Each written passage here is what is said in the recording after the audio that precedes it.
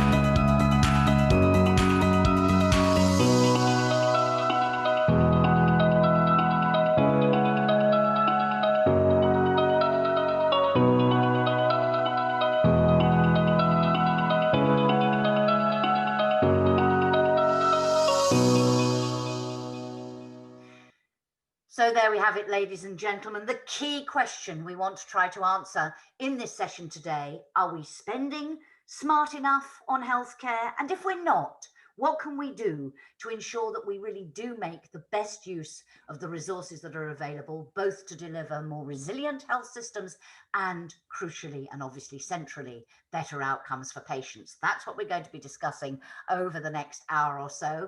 As I said, we're going to have a short presentation just to talk a little bit more about some of those recommendations you saw in the video in a little bit more detail. Then I'll introduce our panel for our totally interactive discussion. And I'm delighted to welcome, to set the context for our debate today, Boris Ezeiz, who is chair of the FPA Healthcare Systems Working Group and Director of Public Policy Europe Canada at MSD. So, Boris, over to you to kick us off, sir. Thank you, Jackie. Can you hear me? Beautifully. Perfect. So, as you all know, we are faced with a major health crisis with the ongoing COVID-19 pandemic. And this pandemic has clearly tested the limits of our healthcare systems. At the same time, especially in Europe, this challenge comes on top of an aging population, which we know this demographic will drive increased demand for healthcare through chronic disease and related costs. So it is clear that our health systems need to strengthen their resilience and be prepared to meet increased demand for healthcare. So now the question is, how do we square this with ensuring the sustainability of our health systems? So we are faced with increased demand, and there are a few things that policymakers can do. One, they can increase financing by raising additional taxes. Two, they can decrease coverage to save public money. Or three, and this is the topic of our conversation, they can find savings through efficiency gains with a view to improve quality. So obviously the first two options, raising taxes or decreasing coverage, come with significant political cost and are likely to be resisted. At the same time, I'll still keep option one open because, as we know, health is wealth, and investing more of our public money in health is still a way forward. And it's actually called for by our finance masters, such as DG ECFIN and finance ministers through their annual growth survey and the EU semester country recommendations, which are calling member states to increase their investment in healthcare. However, as resources are scarce and health must compete with other priorities, we must ask ourselves, how can we be more efficient in delivering healthcare, and how can we spend smarter? So the concept of smart spending in healthcare should not be confused with short-term cost containment.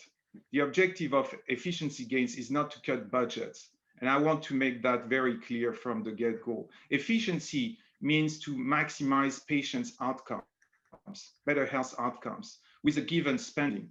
Or eventually is to maintain the same health outcome with spending less. However, increasing efficiency is not a goal in itself. It's rather a means to deliver what matters most to patients, healthcare professionals, and health authorities, which is better health. So what do we mean by inefficient spending? And this can take many forms. Duplication of tests, delayed diagnosis, delayed treatment, delayed hospital discharge, clinical errors, or even not using generic products when it is called for. So there are numerous examples that have been quantified of inefficient spending. I'll just name a few examples. According to the OECD, hospitals spend more than 10% of their budget to correct medical errors or infections that were acquired in the hospital. That's 10% of their budget. 75% of the spending on diabetes care, which is a major spending, is related to complications that are preventable, such as diabetic retinopathy, heart failure, or kidney failure. And diabetes is really a big ticket item because it absorbs about 10% of the total healthcare expenditure in Europe. This is about 50% more than cancer. Finally, according to a report from DG ECFIN from 2015, OECD countries could gain approximately 2 years of life expectancy by reducing inefficiencies across healthcare systems. So we wanted to highlight the benefits for patients and health systems of addressing inefficiency, and FPI commissioned a report to the Office of Health Economics and the Swedish Institute for Health to identify healthcare practices that have improved outcomes and generated savings. So I would invite you to read the report, which includes numerous examples and case studies. At the same time, we are launching a white paper on smart spending, which identifies 7 key recommendations to improve health systems resilience, readiness, and responsiveness. I'll just name a couple, and I invite you to read the smart spending white paper. The first one is that we really need to measure health outcomes. How much more health do we get for the money? That's the key question. Right now, our health systems measure outputs or number of interventions, but clearly this is not enough to inform policy decisions or to justify increased spending. And we know that we will have to make the case for increased spending. A second recommendation is the need to integrate budgets and remove budget silos. In majority of European countries, the budgets for hospital care, ambulatory care, long-term care, or for pharmaceuticals are separated. This is clearly preventing our healthcare systems to allocate the right level of resources to interventions or treatments that generate savings in other parts of the health systems. There are many good examples of this, or I would say bad examples of how silo budgeting is preventing health systems to reap the benefit of new technologies and innovations. So instead of paying for hospital beds, doctors, visit, tests, pills, or healthcare systems should pay for better health outcomes for patients. So it may seem hard and complicated at first, in particular as it requires us to improve the data collection, breaking down silos, and shedding the light on what exactly do we get from the 10% of GDP we spend on healthcare. But we believe that it is required if we want to reach sustainable and high quality health services for the future. And I'll stop here, Jackie. Thank you very much. Lots to discuss with our panel, and Boris, delighted that you will also be on that panel. So let me introduce them, and just to remind you, totally interactive conversation. As I say, you can either write your question in the Q&A box or press the raise your hand button and I will come to you later on and unmute your mic. So please do join in the conversation that we're having. Let me introduce our panel. I'm delighted to welcome Frederico Guanais, who is Deputy Head of the Health Division at the OECD, Stefan Gijsels, Executive Director at DICE, Digestive Cancer Europe, Ilaria Giannico, who is Secretary General of the UEHP, the European Union of Private Hospitals, and Carlos Muir, Associate Professor at the European University in Madrid. So a very warm welcome to all of you. And Federico, if I could start with you, and I want to come back to this definitional question because Boris making it very clear what he was talking about and what he means by smarter spending and inefficiency. You had the OECD, you produced a report where you said that 20% of health spending is wasted. What did you mean by wasted? And what do you see as the key reasons for that waste? Would you echo the sort of things that Boris was outlining, or are there other factors too? Federico first. Absolutely, Jackie. Thank you so much for the invitation. Good morning to all. When we published the wasteful spending report in 2017, we referred to 3 things. That wasteful spending are the sort of expenditures that do not do any good at all to patients, or the things that actually are bad for patients, and things that can be done better at a lower cost, or alternatives with the same results. So I think it's important to recognize there are these 3 categories of wasteful expenditures. And in order to have better and more efficient health systems, we need to address these 3 fronts. And I think this is a very appropriate time for us to have such a conversation now, because it's clear with the pandemic that economies cannot afford to have stronger and more resilient health systems. So the discussion about sustainability necessarily goes through more resilient health systems. So resilience is a component of sustainability. We saw that 10 years of gains in employment since the great economic recession of 2008 and 2009 were wiped out in 1 month. So this is the size of the economic impact that we had. So what we need now is to have the discussion of health investment, not a health cost, health investments. So like all investments, there are good investments and bad investments. And then we need to evaluate the investment decisions so that we can make smart investment decisions. Thank you. Right? So we have a window of policy opportunity now, and we have to make the right proposals. Thank you. And I want to come back to how we take advantage, what you think the key issues we need to address to, as you say, identify those good investments and take advantage of that window opportunity. But let's build our picture in terms of what waste, I think it's important to get this definitional issue on the table. What do we mean by smarter spending? And what for our other panelists, and Stefan, I'll start with you, what for you are the key reasons? We'll come on to the challenges to address them in a moment, but for you, why such a one-fifth of healthcare spending not used smartly or inefficiently? What for you are the key reasons for this, and what are we talking about?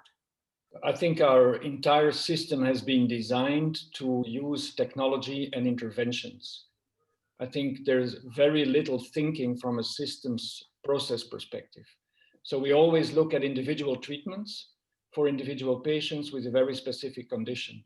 There is no collective view from a bird's eye view from anybody with responsibility for healthcare in a country to look at what needs to be done to have a smart system. So at the moment, and I say that word very often, our healthcare system is irrational. So it's the result of something that grew historically in hospitals, in approval of interventions, in application of certain surgery techniques. But there's no bird's eye view on, as Boris mentioned at the beginning, where are outcomes generated? What is the result of the best outcomes, or the cause of the best outcomes? What have certain hospitals done, or which interventions led to these best outcomes? So there's no learning system that actually continually improves by capturing what needs to be done. I think that is the critical thing. We don't have, it's not only smart spending, I think we need smart systems. I'll come back to how we do that and what the specific challenges we need to address a bit later. But let me move on to Ilaria. Ilaria, from the perspective of the European Union of Private Hospitals, how do you see this issue? What do you think is causing this problem? Is it this irrationality Stefan was talking about? Is it this focus maybe not on investment but on spending that Federico was pointing to? What's the key reason for you? Yes, thank you, Jackie. So, well, what is waste for us? Well, waste in healthcare means for us unnecessary services, excessive administrative costs in the hospital and outside the hospitals. It means fraud, and we have seen it a lot during the COVID pandemic. It means unnecessary hospitalization, or as I prefer to call it, non-timely hospitalizations. So it includes spending on services that lack evidence on producing real value, so real better healthcare to the patients, compared, for example, to less expensive alternatives. It means inefficiencies in the provision of healthcare goods, healthcare services, and costs incurred when treating, for example, avoidable medical injuries, such as the preventable infections in the hospitals, or the medical errors, which, representing the private hospitals, are two very sensitive topics for us. So wasteful spending in healthcare goes hand in hand with low value healthcare, in our perspective, and this is a key issue. So I would say that it's a mix of different factors, unfortunately. And when I first saw the title of this event, "Are we spending smart in healthcare?" I thought that we couldn't have had a more appropriate title, because I think that everybody here knows that the reply to this question is no, and we have to try to find solutions. altogether. Okay. And we'll come back on where the challenge is and why these things that you're all describing are happening now, and then on to what we can do to fix it. But Carlos, from the University of Madrid, please complete the picture for me in terms of your analysis of what we are dealing with here and why we have this problem. And maybe we can now also begin to move on to the challenge as you see it. Okay. Good morning, everybody. Well, first of all, I would like to say that I agree completely with the panelists about the main causes of inefficiency, because we're basically talking about healthcare systems based on diagnosis and treatment, not in prevention and not in public health. And we have foreseen that with the COVID-19 pandemic lately. Therefore, we think we have a truly inefficient healthcare systems, and especially in the hospital level, for many reasons, from unnecessary tests to delayed hospital discharges to several things. And what we're studying nowadays in the Spanish Society of Hospital Managers, which I represent as well, is that we see that we scarcely have we had two changes in improving the care coordination between levels or in improving the new payment models. I think if we could like to highlight a few causes for those waste spending growing or for this inefficiency we have, well, basically, I will point out the emerging number of inappropriate emergency department visits. We have been witnessing that all over, and I think we have lack of real projects in screening and early prevention of certain diagnoses, such as cancer, and in a lot of patients and a lot of people, and those really leads to a higher number of avoidable hospital admissions. We have really been improving the enormous number of waiting lists, because something which is improved, and especially I think that lack of early detection could be the most important thing to be that, right? We have had a lot of problems which really cause inefficient spending, such as the associated infections we have in our hospitals due to the antimicrobial resistance, due to the lack of new treatments on that. And of course, we don't have a really rich design payment system for adult healthcare. And I think this is probably the main reasons we have. And Carlos, you mentioned, can I just ask you something? You mentioned COVID-19 at the beginning. Yeah. What for you are the key lessons that we learn from the pandemic? So when we're addressing this question, saying how can we be smarter in our spending in future, what do you draw? Is it this point about prevention that is absolutely key? Are there other things that particularly have come to light or been underlined by the pandemic? Well, I think we have a few lessons learned, unfortunately. The first of all is the lack of real expenditure and investment in public health and primary care in our countries, in early detections and some problems. Secondly, the lack of capacity of adaptations of our healthcare systems to an overwhelmingly new situations, not really prevented, not early foreseen by anyone. And I think the efficiency linked to the pharmaceutical expenditure probably has led to a brand new change in the way we need to remove those procurement levels we have had, because we need to improve and we need to include innovations in our healthcare system, like right here, right now, when we really were run over, when we came across the pandemic in March.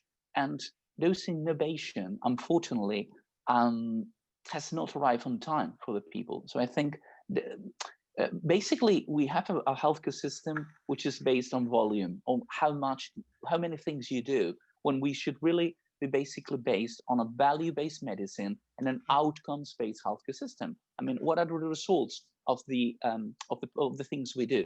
That's basically the point. Thank you. And you've already, Angeliki Kopsini in the audience says, great point. Public health and prevention are still under-budgeted, underestimated. And it is one of the things, Boris, that in the white paper, in the recommendations, is underlined, that screening, prevention, early diagnosis is a key part of this issue. Boris, did you want to react to what you've heard from our other speakers about what they see as the reasons for this? Well, I think we're in very strong agreement. I would also stress what Carlos mentioned in terms of catching people early. I think this is very, very clear for many chronic diseases, in particular cancer. Standardized patient pathways and really screening, diagnosing early, treating early. There are numerous studies showing that this saves money.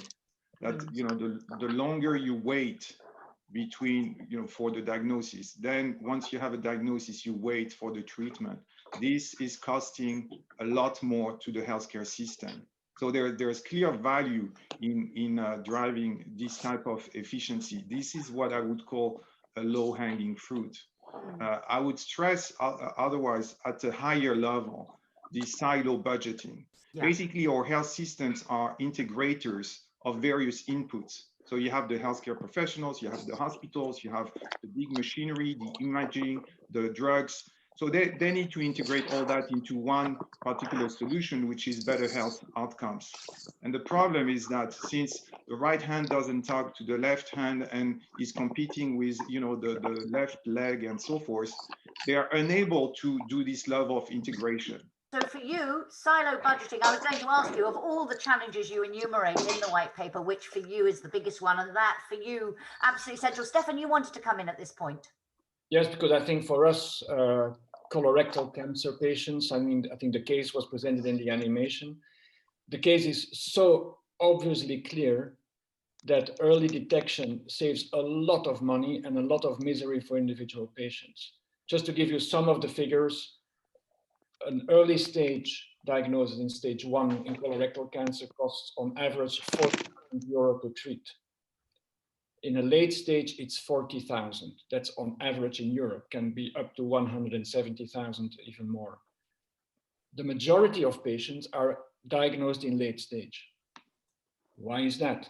And only 13% are diagnosed in early stage. And this is a cancer that develops over a period of 10 years. So there is time enough to identify it. If the patient feels the symptoms, it's too late. Because if the symptoms are felt, it means that there's already an organ attacked and potential metastasis and things like that. Yeah. So we wait and see what happens. And then we spend a lot of money to treat patients where we could have prevented it in the first place. And then we're treating patients with limited survival chances, whereas at the beginning, so in the early stage, you have 90% chance of survival. In late stage, you have 10% chance. So for you, if we're going to address this, if we're going to get smarter, that's going to be the biggest challenge we have to face. Federico, and I should mention, if you look in the chat box, ladies and gentlemen, there is a link now to the FPA white paper if you want to have a look at that. But Federico, of all the challenges that we've been discussing, what do you see as the biggest one? Well, there are several big challenges. Yeah. I think that prevention is a very important one. So across the OECD, only 3% of the total health expenditure is dedicated to illness prevention and health promotion. So that's one of the key problems right there, right? So how do we get a better allocation of expenditure on what generates more value? And it's interesting to see how we're talking a lot about a communicable disease now, COVID, but this has a lot to do with a much broader and older agenda of the non-communicable diseases.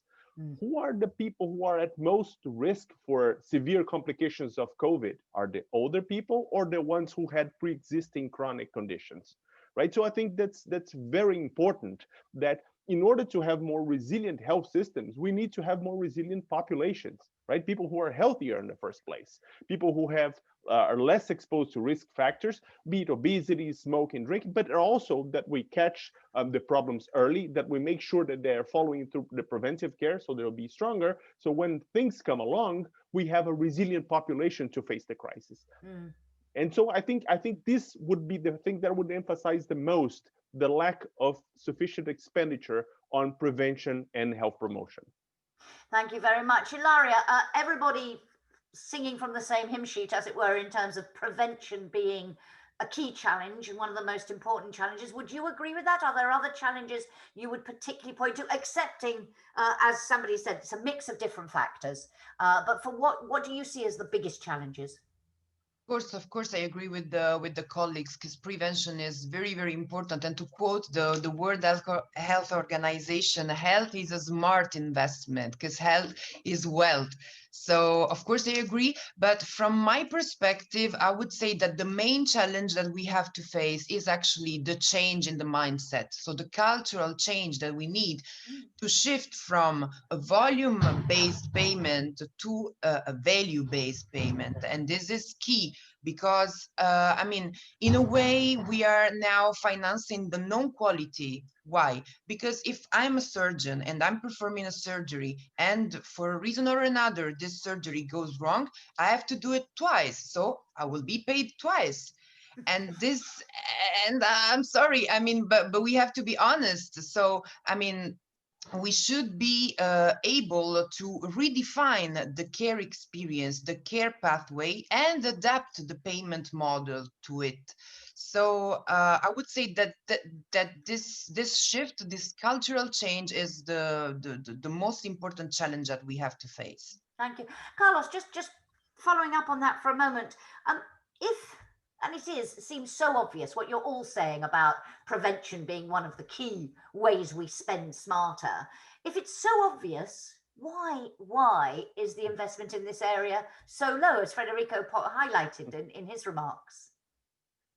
That's a very, very good question, because probably we have been building up our healthcare system without a very early planification. I mean, we haven't been able to create what kind of healthcare system we need in 10, 20, or 30 years, maybe. We have not strengthened prevention, early detection, and intervention due to we were probably too worried and too busy building up diagnosis and acute treatment points. And probably the payment models and the way of investments we have had in healthcare has really promoted those hospital center systems, which were really based on the volume we do and the volume we do in acute things. And therefore, we have not arrived ready to the age we're living, in which the aging population and the chronic diseases are causing 70 to 80% of the expenditure right now. Boris, you wanted to come in here, and I'm wondering, again, same question really, when it comes to why we don't get this smarter spending. Is it, and this siloing and so on, and this emphasis on volumes, is it because it's the easier way to measure it? Number of hospital beds, etc., is easier than measuring outcomes, and therefore a point I know you make in the white paper about measuring and data and so on, is that central to if we are to change the payment models? Can we change them without better data, better measuring? I'm just wondering what the blockage is here on the payment model side. Yeah, obviously measuring outcomes is critical to drive any policy decision. The problem we face is that acquiring data from our health systems is extremely difficult. And I would, leave that to Federico, who has to go through this every year for the Health at a Glance report and all the health data that is gathered from member states by the OECD. And it's still, 2 or 3 years late. And it's like pulling teeth, basically, to get the data. Even inside countries, I was told by my dear friend Clemens Martins Auer from Austria that he doesn't have access to the data on hospital spending in Austria because they are provided to IQVIA or other vendors, but not to their federal authorities. So I just wanted to come back to, to the issue of prevention, because I think this is really important to understand. Basically, we're challenged, but we should remind ourselves that our health systems are still pretty nascent. We're talking about 80 years, something like that. And everything, as Carlos has said, everything has been built first and foremost around acute interventions. Your leg is broken, I need to fix it, or things very acute. And since the 1940s and later, we have moved slowly, and in part thanks to technologies such as pharmaceutical innovation, from acute care to secondary prevention and interventions that eventually can prevent worse outcomes. Now the question is how can we push it further towards prevention? That's what we're challenged about. But it's a natural evolution to move away from acute. And there is a lot of legacy system built around acute care, which makes it very difficult for policymakers to redirect the investment. Thank you. And just, Federico, I'd like to bring you back in on this data point. And we do have a comment and a question from a member of the audience. Luis Rhodes Bio says, health literacy is essential to help steer patients through the healthcare journey. Starts with prevention, self-assessment, self-care, as was paramount during COVID, not to overburden healthcare units. But it says, why don't health systems consider a more patient-centric approach? And does that mean considering the system as much more than the aggregated data of healthcare units? So for you, as Boris was saying, a perennial problem. Is the problem getting the data at all? Or is it that if we want to move from volume to value, we don't have the right data? I think the two things are right. So one thing, the health data infrastructure that countries have is not fit for purpose, right? So, and the pandemic has made it very clear. Now, when we publish Health at a Glance, we're publishing the data mostly from last year or 2 years ago, right? The pandemic now, everybody wanted to know what's the bed occupancy rate of last week. How many people do I have in ICU? How many of those are COVID patients? How many of those are dedicated to other types of pathologies? So the need for real-time data is absolutely urgent. And for that, the integration of the health systems, the way the architecture of the health information systems is designed needs to change fundamentally. So this is a conversation that we're working with countries. But then again, it's the type of data that we're measuring. What are we talking about when we're talking about outcomes, for example? For an orthopedic surgeon, you say, well, I did a hip or a knee replacement.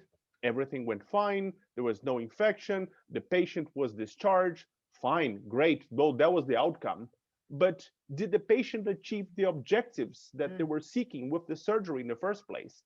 30 days after, 6 months after, 1 year after, do they have the mobility that they were hoping for? Nobody's asking this question. Well, very few people, very few health systems are asking this question. And that needs to have a fundamental philosophy in what is meant by outcomes and what the value that people are extracting from the health systems. Can I just follow up, because there's a question really relating to your point. You said you're working with member states on this designing, particularly in relation to data. Question, how can the EU and the OECD help member states redesign their systems along these lines, even though most of the issues are within member state or regional competence? Just a quick word to that, and then I know Stefan and Ilaria both want to come in. But how do you see your role, given that this is very much a national competence?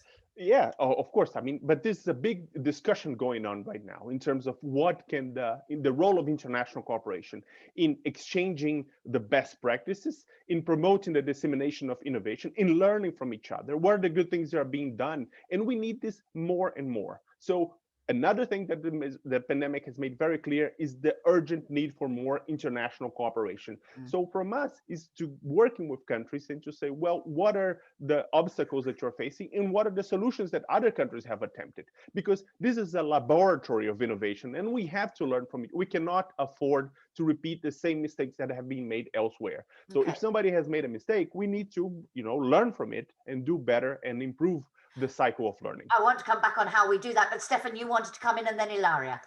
Yes, so I wanted to come back to the prevention aspect of the funding. I think one of the critical things, and I think that brings us back again to the lack of logic in our health systems, is that prevention and screening programs are organized in most countries at a regional level, with a different political authority than the ones who have the curative budget at the national level.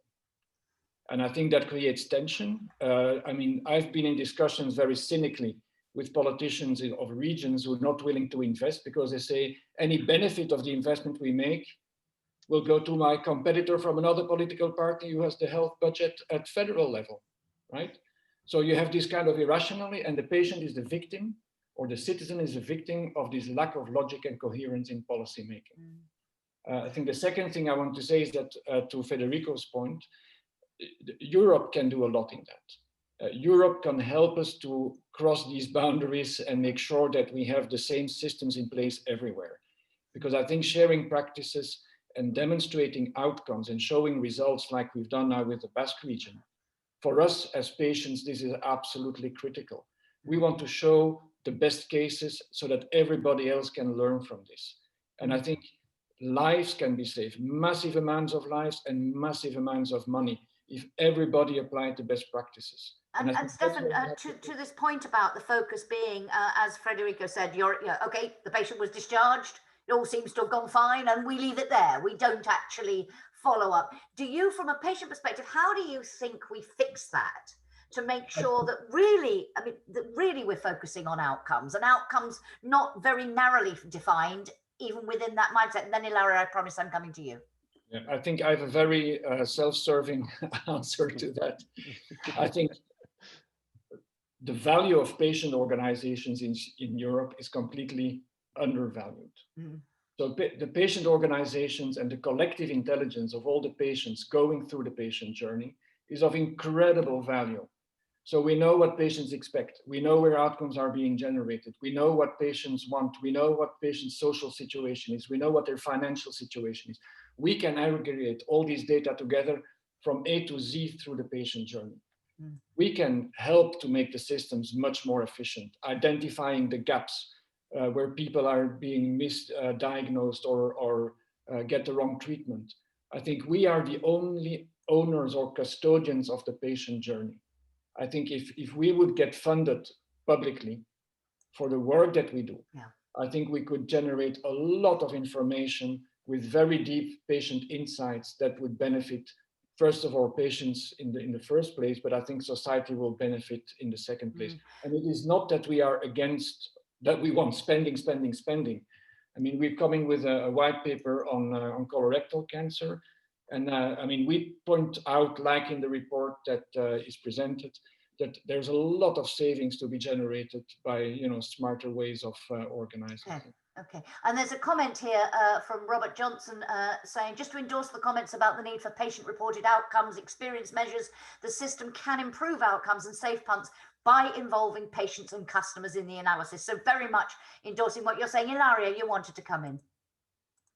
Yes, I just wanted to comment on what Federico was saying before about the struggle of getting the data, because we had a direct experience on it with OECD.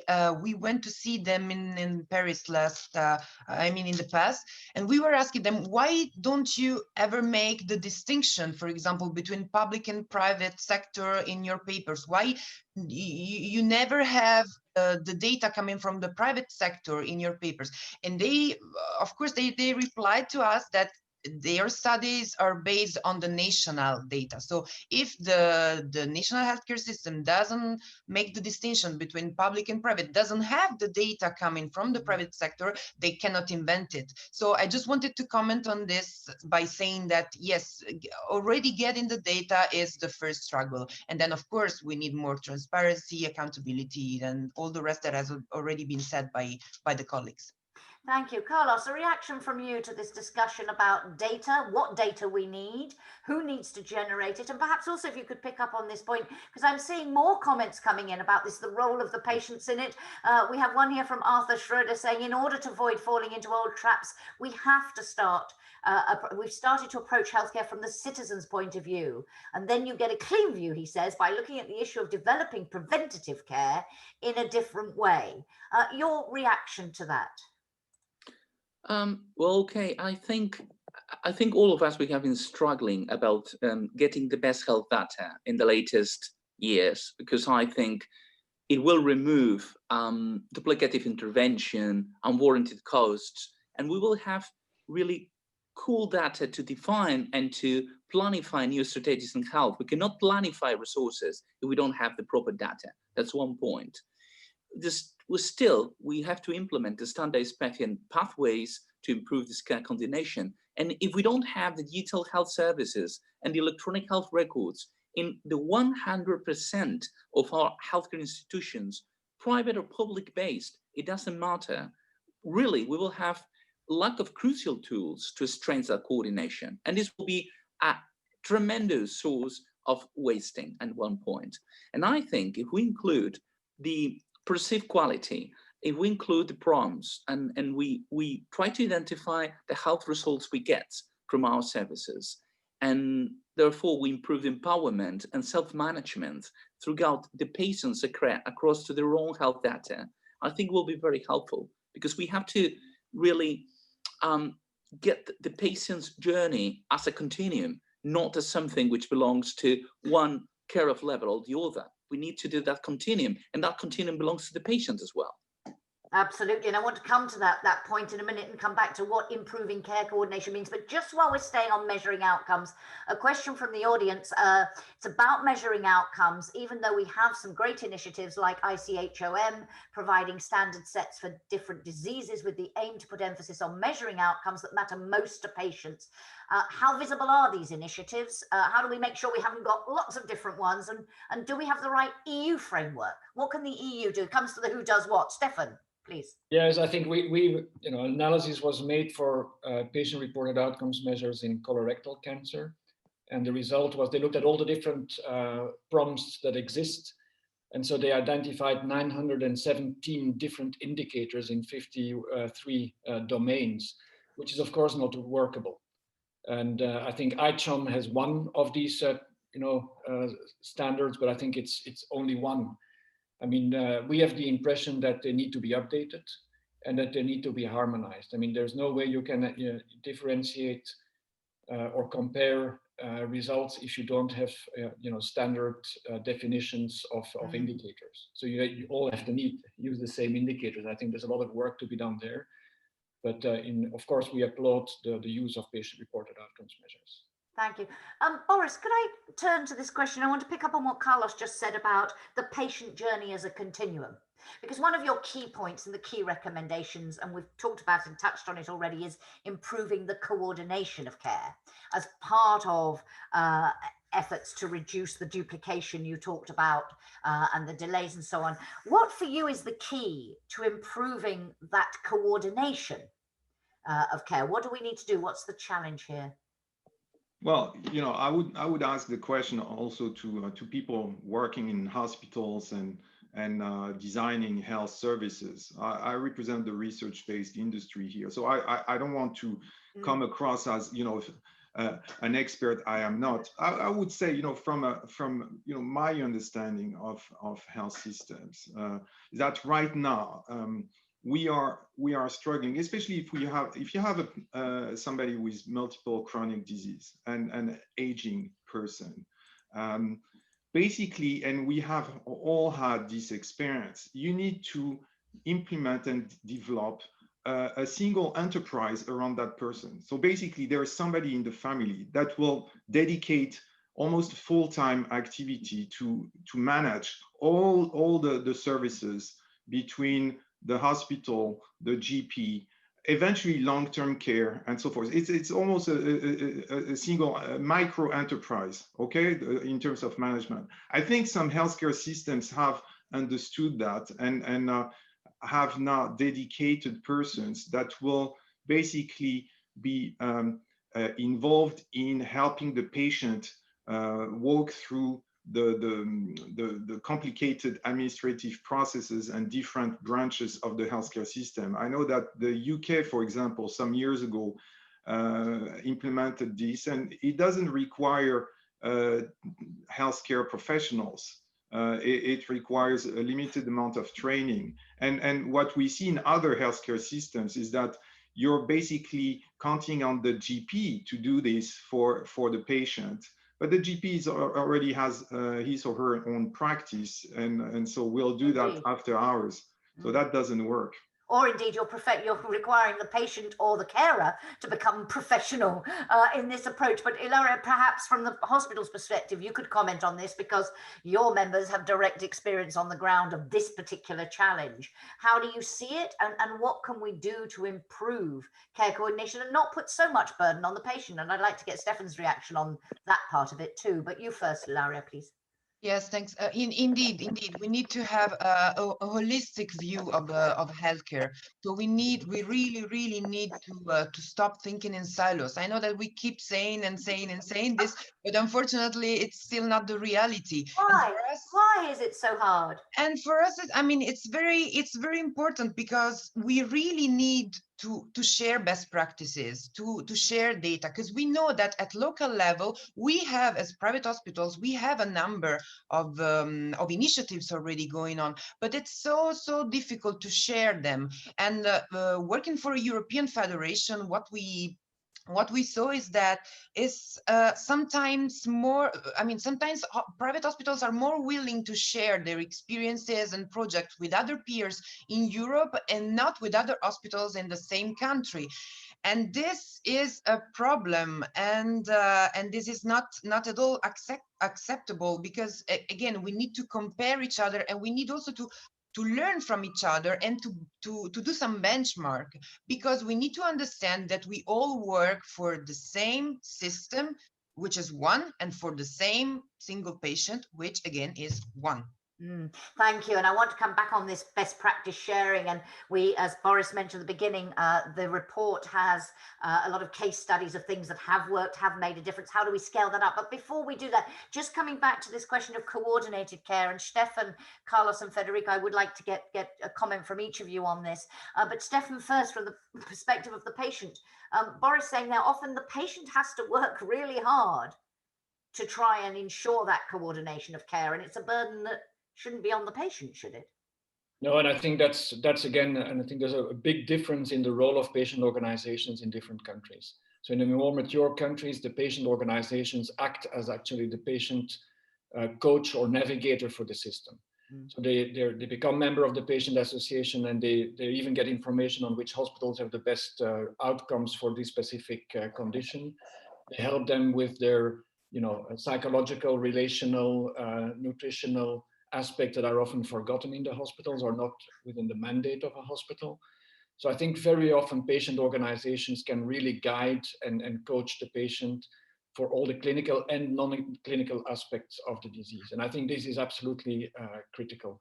And I think as a result of that, you also capture a lot of information on how things can be improved, as I said earlier. Thank you. Carlos, Federico, do you want to come in on this point? Yeah, sure. I think this is a key point in terms of the integration and coordination of care. So we talk a lot about this, but what are the necessary investments to make sure that this happens, right? So data is one part of that, right? And that's key, that the data follows the patient, and then the patient does not have to repeat exams, repeat tests, and tell the same story again and again every time they see a different professional, right? The data should flow across the different levels of care, either a hospital or primary care, public or private. I mean, if the patient has different sorts of appointments and so on. So, but there's more than that, right? So we talk a lot about primary care being important. So the patient goes into primary care and then, well, finds out that, well, they're required to do blood tests. So, well, we need to go to somewhere else to draw your blood, to a lab, to draw your blood, and then to get the results. Why isn't this all integrated, right? So you go into a primary care appointment, and then your blood is drawn right there, and it's sent for the diagnostics, and then you get the results without needing to go from place to place in order to you be the own integrator of your care. So the health system. Why is that not happening?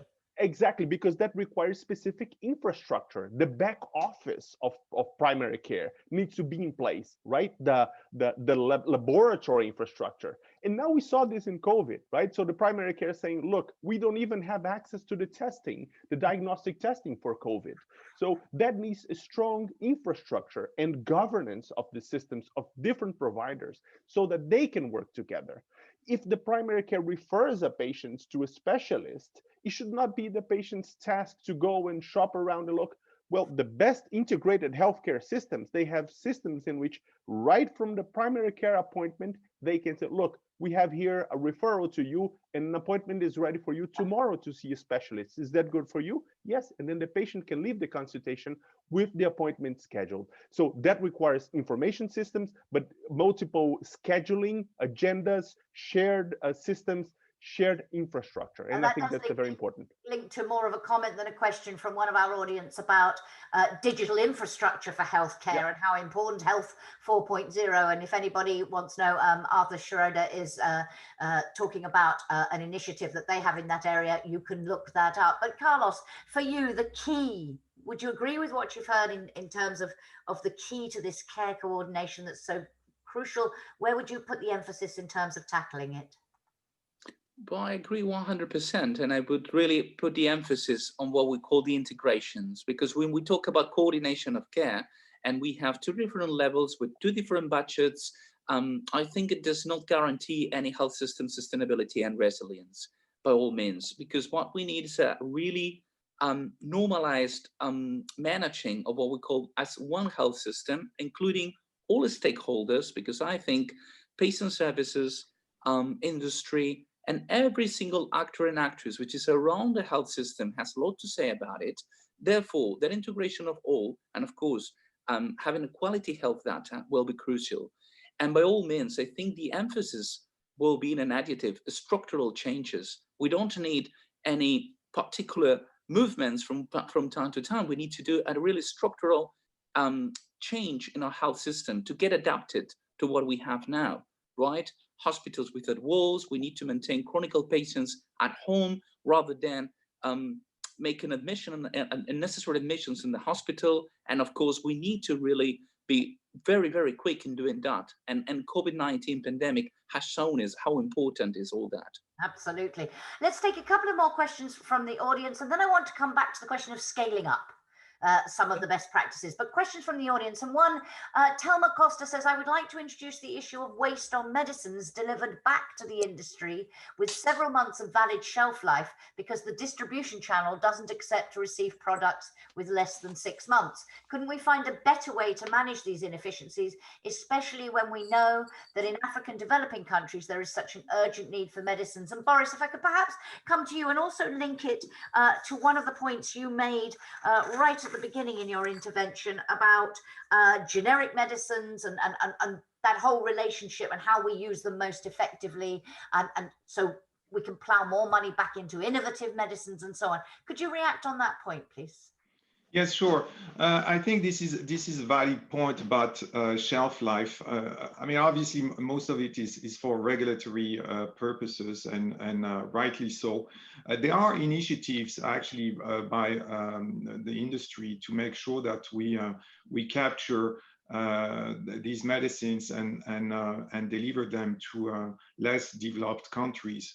There is an initiative in France that has been running for many years called TULIP, and which is run by the French Industry Trade Association, just for that matter.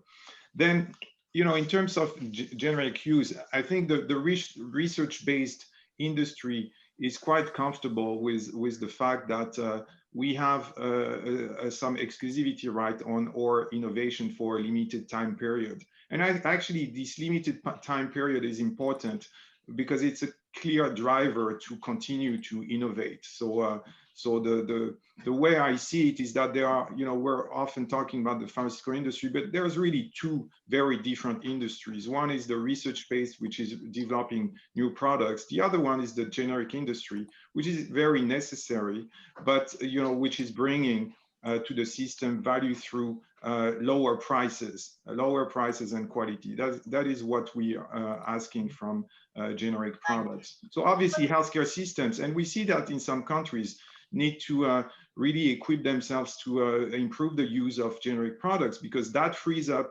money to pay for innovative products. Exactly. Anybody want to briefly react on this point before we move on? Yeah, please, Stefan. It's sometimes amazing that we as patient organizations have to advocate for the prescribing of generic drugs in countries. So they're investing a lot of money in drugs that are beyond their loss of exclusivity. And the generic or the biosimilars are not either approved or prescribed. So I think there's a lot of waste there again. And I think that is the way the systems are set up. So another area to focus on. Let's take another question from the audience. Sophie Miller, re-prevention. You mentioned such a small amount is spent on this, and it could be said that prevention isn't working in some cases. For example, 50% of Europeans currently living with obesity or pre-obesity. Is this because there's not enough funding, or is it because the funding is not being spent smartly? Could it be spent better? You raised this point about the small amount, Federico and Carlos. You very much, prevention was the key point you underlined right at the beginning. So a comment to that. Is it just that we're not spending enough, or is it that we're not doing it very cleverly when it comes to prevention? I think it's the two things, right? So one thing is not being spent enough, but also not being done very cleverly. And it's very important to changing behavior is hard, right? We know that from personal experience. It requires integrated solutions and coordinated solutions. And that here is a much broader sense of integration because it goes way beyond the health system. So there are responses that are required to addressing the issue of obesity, for example, or smoking or harmful alcohol consumption that require integrated solutions, going all the way from taxation aspects on regulation of food labeling, packaging, information to consumers, and so many things that go much beyond the health system. And here, if we're saying that there are silos within the health system, imagine that we have this sort of conversations that we need to involve other sectors, which usually are not very used to working so hand in hand with the health system. So I think that's something that we need huge progress in. Thank you, Carlos. Well, I agree, and I think probably I agree that the 2 points are really key ones, but I think we simply do not allocate the budget where we should, really. We should really move some budget from one place to another, right? Because we have indeed in the hospitals long waiting times for patients, right? And where we have the true duplications of certain tests we do, because we don't have a really enrichment of our patient pathways. We don't have timely access to diagnostic and treatment because our early detection system, that is to say primary care, is not as accurate as it should be. So I think the integration of primary prevention strategies and enforcing public health expenditure or investment, because I really consider it as an investment, will do a lot of things. I mean, I'll give you a brief example, right? If we target alcohol consumption, smoking, obesity in our society, probably we will have less expenditure later on in the hospitals. We will have less cases of lung cancer. We should need to take them to the surgical operation theater. That's the point. Thank you very much. One more question and then come back to the issue of scale up from Michael Franken. You all raise good issues. One of the questions I want to raise is what spending adaptations can be made to allocate more money towards pediatric oncology and other rare diseases. Let's broaden that question a little bit in terms of how do you decide in this smarter spending which areas you're going to focus on and how much to allocate? Who would like to come in on this point? Boris. Yeah, I mean, this is really critical. Obviously, we know that the health authorities are under a lot of pressure from the finance ministers. The health sector is always seen as a cost, and they're always put under the spotlight for not providing enough evidence for additional spending. And also something that Mark Pearson from the OECD says repeatedly, it's very, very difficult in health to stop spending on something. And we know that change management is extremely difficult, be it for the private sector or for the public sector. And in healthcare, we have legacy systems, we have professions, we have a number of things that make it extremely hard. But eventually, this effort towards smart spending is exactly for that, to address that need in that question, which is what we would call headroom for innovation, basically. So by breaking down the silos, we do hope that it's going to free up some money in order to allocate it to other interventions, such as pediatric oncology or rare diseases. Ilaria, can I come to you perhaps on this question? Boris talking there about change management is really difficult. And when we look at scaling up some of the case studies that we see in the report, the best practice, that sharing of best practice that you've all been talking about as being so crucial, and networks like your own, associations like your own, really trying to do that. What to you is the key to sharing and learning from each other better than we are doing now, also within the confines obviously of each health system is configured on a national basis and with national particularities, but how do you see this challenge of changing change management and sharing of best practice? Yes, I think that European associations like the one that I represent should play a key role, because we have the vision on what is happening at local level, at national level. So we can actually collect data and try to write papers and give this data to the policymakers. So I think that our association, public, private, patient, industry should cooperate and should collect data and try to influence as much as we can the policies that are going to be made by the policymakers. Other I thoughts think that on this question of sharing best practice and learning from each other? Federico? Or Stefan wanted to come in. I'll come to Stefan first, and then Carlos. I don't know whether you were waving your hand at me. So no. Stefan, Carlos, and then Federico. No, I mean, it's amazing, but I think it's we are organizing a colorectal cancer screening summit on the 30th of November, virtual meeting. So we have to bring together the screening agencies from across Europe. Because nobody else does. So I think it's a little bit bizarre in this environment that the initiative and the energy and the sense of purpose has to come from patient organizations to make things happen. I think you would expect in a policy environment where health really matters, that the policymakers who get paid to do this kind of work actually make it happen. Unfortunately, that's not the case. We have to do it, and we have to do it without any public funding. Thank you. Carlos. Yeah, I just wanted to point out that, as Stefan was saying, it's quite amazing that the health authorities do not promote, at least not too often, like management European trials at an international basis. I mean, multicentric randomized trial in order to telemonitor chronic patients, in order to reduce really hospitalizations, and of course premature deaths will be avoided. And if we do it on a European Union basis, I think it will be much better than not sharing the data we have, and that of course just monitoring the frequency of exacerbations and mortality rates in certain chronic diseases, all this national level, since we can compare from one country to the other. Thank you. Federico and then Boris. I think the key point here is to put the people at the center, right? So how can we listen more to what the people report about their own outcomes and experiences?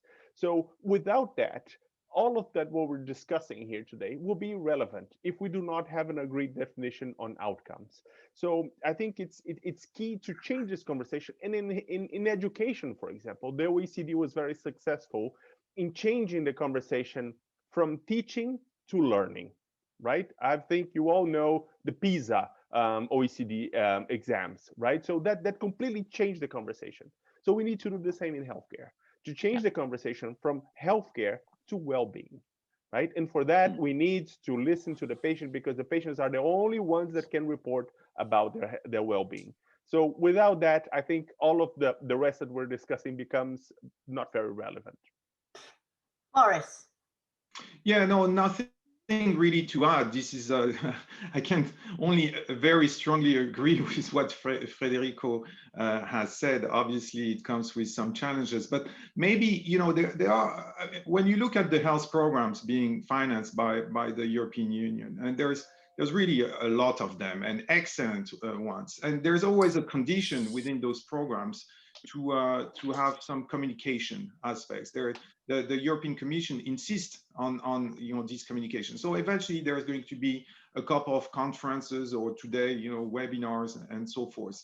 But maybe the solution would be to reverse a bit the allocation of funding and the requirement. Right now, it's 80% developing content and consensus about the practice, and maybe 20% or 10% communicating about it. Maybe we should reverse that, or force ourselves to say, look, everything has been put on the table numerous times. So maybe now we need health programs that just focus on sharing best practices. And in that regard, the European reference networks are probably a good example of how to share best practices. Okay, we are almost out of time, and I just wanted to try and identify, you've already identified priorities for where we need to go with this, but in terms of really making progress on this issue, delivering smarter spending that actually does result in more resilient healthcare systems, more resilient patients, you've all talked a lot about that, and better outcomes for patients when they do fall ill. For each of you, if there was so not a priority because there's a mix of factors, but if there was a key next step, something we need to do first to really accelerate progress in moving to these new ways of looking at spending and these new ways of rewarding health systems and so on. I'm going to go in the reverse order to the way I started. So Carlos, for you, if you had to identify a key next step and who's it for, who needs to do what first if we're actually going to really make progress on this? Okay, it's one step which basically combined by two. I think the first one should be accelerate and improve new payment models in order to incorporate innovation, thanks to the development of healthcare data and digitalization of health records. And I think this is essential. Thank you very much. Ilaria, for you, key next step. Yes, I was saying before, we need to shift from the volume-based payments to the value-based payments, and in this, the private sector has a say. So this is the first step for me, indeed. Thank you, Stefan. Yeah, I mean, I would suggest to have patient pathways designed by patient organizations in an optimal way, making sure that you really understand what is the best possible thing that can happen at any stage in the patient pathway with an outcomes tracker real time, so that any intervention comes with the data attached to it. And I think that will generate very clear results, demonstrating where things can work well and how they can be replicated elsewhere. Thank you very much. Federico. That's easy. Your country should participate in the patient-reported indicator survey, PARIS. I mean, the OECD, we're preparing this big survey. It's going to be the PISA of healthcare, and that's precisely to incorporate patient-reported outcomes and experiences.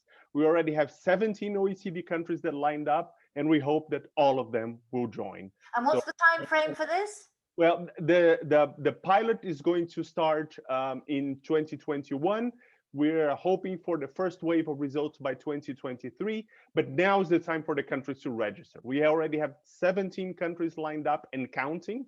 So the more countries we have participation from the patients, from the providers, from the governments. This is a joint effort of the OECD with the member countries. So Paris will be the PISA of healthcare. I mean, a way to find out what the outcomes that really matter to people the most. Thank you, Boris. Before I come to you, I think Stefan wanted to jump in. A quick one, if you would, Stefan, because we're all... As long as patients are involved, we're all for it.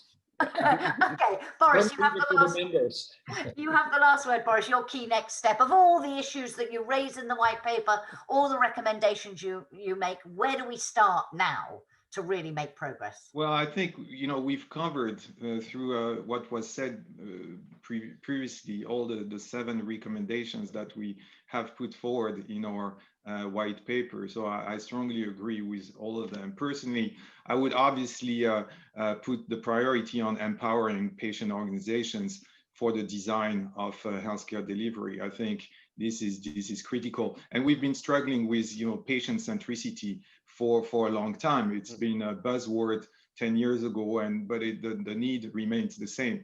I would just do one thing before you close, Jackie. I just want to highlight that there is a couple of sister organizations to FPR who have been working on efficiencies. First, it's a group called All Can, ALL-CAN, ALLCAN, and they focus on oncology, on cancer, and they have an excellent report on driving efficiency in cancer care. And they have also an efficiency hub.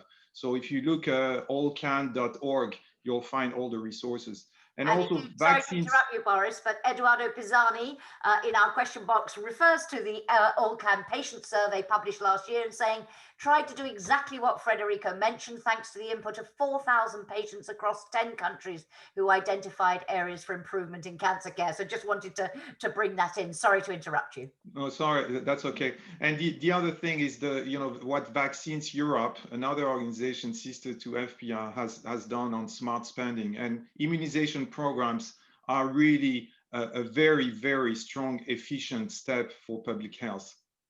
And on that note, the audience can't thank you in the time-honored tradition, so I'm going to do it on their behalf. Thank you for a great discussion.